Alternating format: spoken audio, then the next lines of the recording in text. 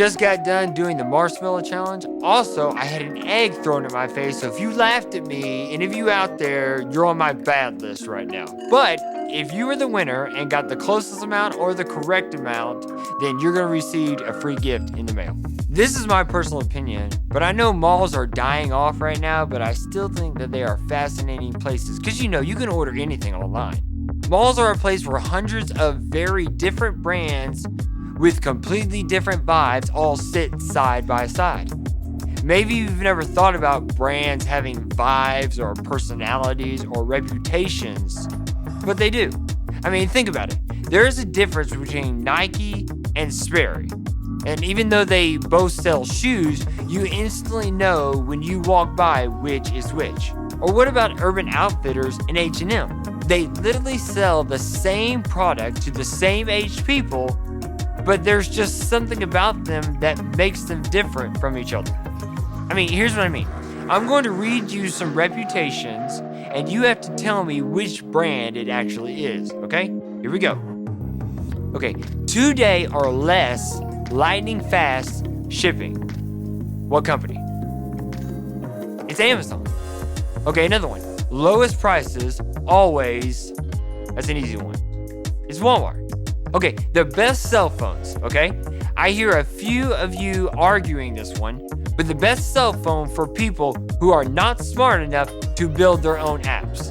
What company? It's Apple. Free music streaming. That's easy. It's Spotify. Or best chicken sandwich ever. Chick-fil-A. Or Popeyes. I mean, you can fight about that one if you want to. But here's the point. Companies hire hundreds of people and spend billions of dollars trying to shape something that every one of us has, and most of us spend very little time thinking about, and it's our reputation. Our reputations are made up of all sorts of things and bring out all kinds of assumptions about who we are. I mean, just think about the various groups in your school and the assumptions you've made about people who are a part of them. Assumptions like every rich kid is, and you fill in the blank. Or the white, the black, the Hispanic, Asian kids are, fill in the blank. Or the people with TikTok cult are, you fill in the blank. The AP or honor students, the ones who make all A's and everything, are. The football cheerleaders are, fill in the blank.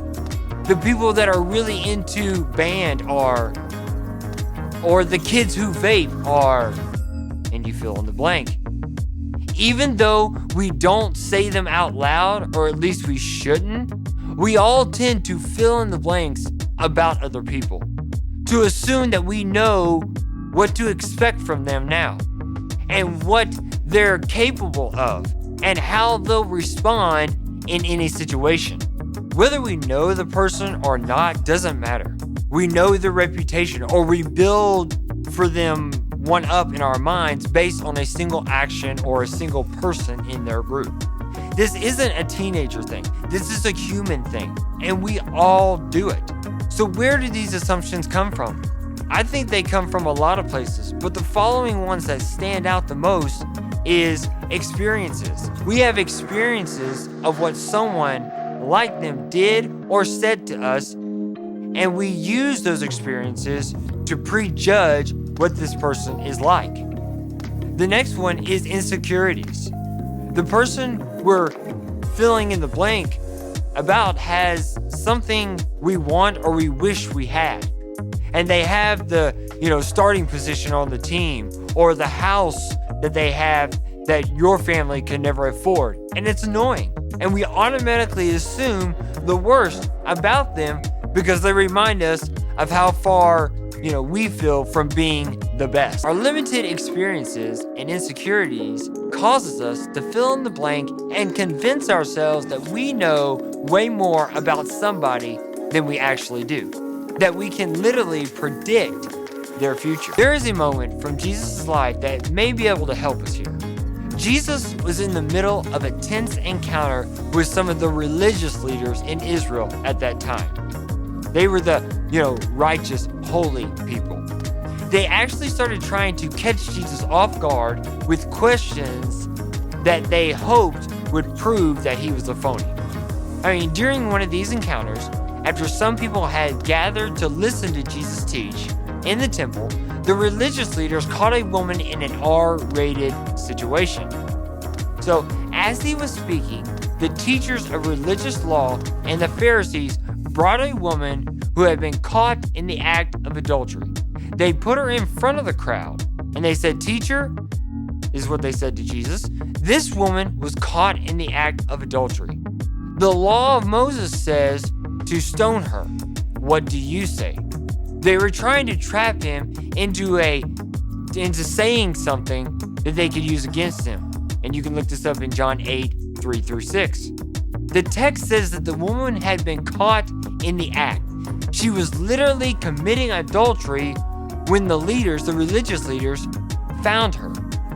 But Jesus stooped down, got on the ground, and wrote in the dust with his finger. Now, the Bible doesn't tell us what he wrote, but he wrote in the sand. They kept demanding an answer. So he stood up again and said these words, "All right, but let the one who has never sinned throw the first stone." Then he stooped down again, got on the ground again, and wrote in the sand again. When the accusers heard this, they slipped away and one by one began to drop the rocks, beginning with the oldest, until only Jesus was left in the middle of the crowd with the woman. Then Jesus stood up again and said to the woman, "Where is your accusers? Didn't even one of them condemn you?" And she said, "No, Lord." And Jesus said, "Neither do I. Go and sin no more." In John 8:6-11. Then one by one, these leaders realized their plan had backfired. Jesus kindly and lovingly released the woman who is literally afraid for her life and tells her to go in freedom and live her life differently. Jesus challenged the woman to change by saying, "Go and sin no more." Because no matter her reputation, he believed change was possible for her. Jesus proved that we are more than the assumptions or judgments others make about us. We are worthy of forgiveness, grace, and a second chance because of his love for us. And we can extend the same forgiveness, grace, and love to others too. So our bottom line is, let love fill in the blank. So let me ask you, if we choose to let love fill in the blank, when the opportunities for assumptions and judgments start flying at you, take these steps toward a new approach. Number one, stop and think about your own brand. Stop and think about your own life. How have people underestimated you? How have they judged you? How have you experienced the other side of someone filling in the blank about your life? But remember, Jesus' forgiveness brought you to a place where your life started to change for the better. Then treat other people the way Jesus has treated you, with grace and love, assuming their best days can be ahead of them. Think about who you've built a fake brand for. Who is someone you think you know, but you really don't know? Who have you filled the blanks in for a negative way without learning the whole story of them? What if you choose to fill in the blanks about them with Jesus' brand of compassion? What if you choose to let love fill in the blank for what we think about someone now and what we expect for them in the future? If this is really what Jesus is about, doesn't it cause you to be a little bit more interested in his brand? We can be people who let love fill in the blank about others. When we do this, we will be people known for our love of others, just like Jesus was, and just like Jesus intended for his people to be.